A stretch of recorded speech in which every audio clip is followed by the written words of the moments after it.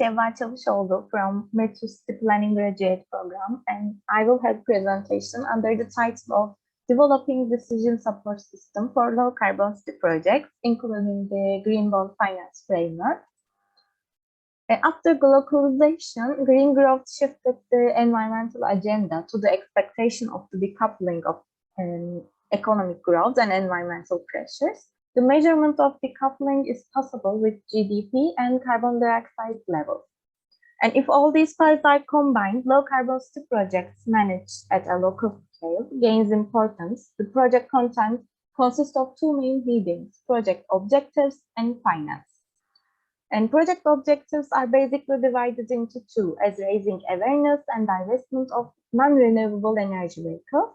A project needs funding to be implemented. Green bonds thought to have the opportunity to expand in the market.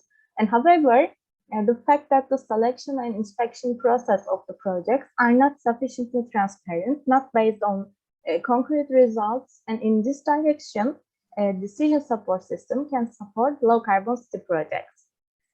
And at this stage, I will demonstrate one of the prominent examples from Turkey.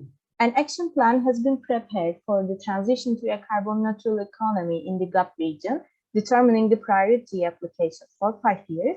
In this direction, CAU's software platform was created for the use of institutions.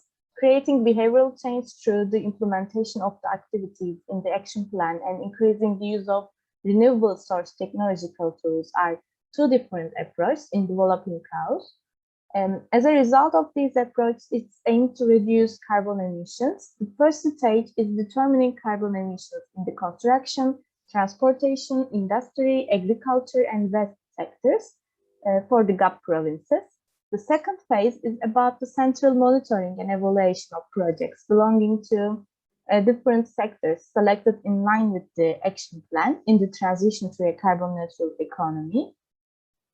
And the project manager's responsibility is monitoring and evaluating the process required by the project actions every 6 months from the form or survey in the screen you see now.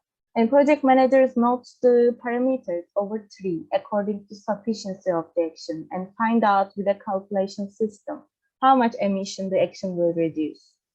As a result of the project manager's evaluations, emission values will change due to action impact rates in the map of platform. And this decision support system has been prepared by scoring these indicators during the implementation process of the actions. And these indicators for awareness, I mean the one that we focus as a behavior change, are meeting, education, advertising, information system, and user trends. And these indicators are asked to project manager in a question form, such as, do you think meeting frequency is sufficient or not? And then the answer as a point over 3 added to overall carbon emission decrease rate of action. CAUS has a very good and complex calculation system. However, it has some limits. The first is internal problems caused by the lack of programs' own capabilities. These are the insufficient level of awareness measurements and lack of the finance module.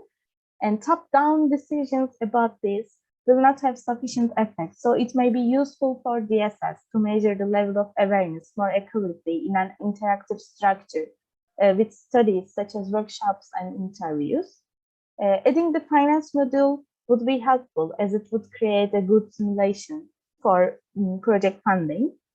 And on the other hand, there are some external limits. The first of these is the necessary data entry for DSS. However, due to technological inadequacies, real-time data cannot be used. Real data cannot be reached due to problems such as illegal electricity usage specific to the region. And secondly, the authorized people who will use this DSS in the region cannot show sufficient compliance with the technological developments and do not want to use it in a sustainable way. They prefer traditional methods.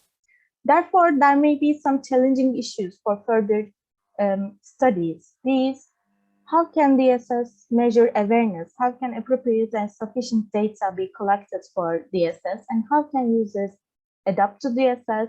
And finally, how can financial module integrate to DSS? So thank you for your attention.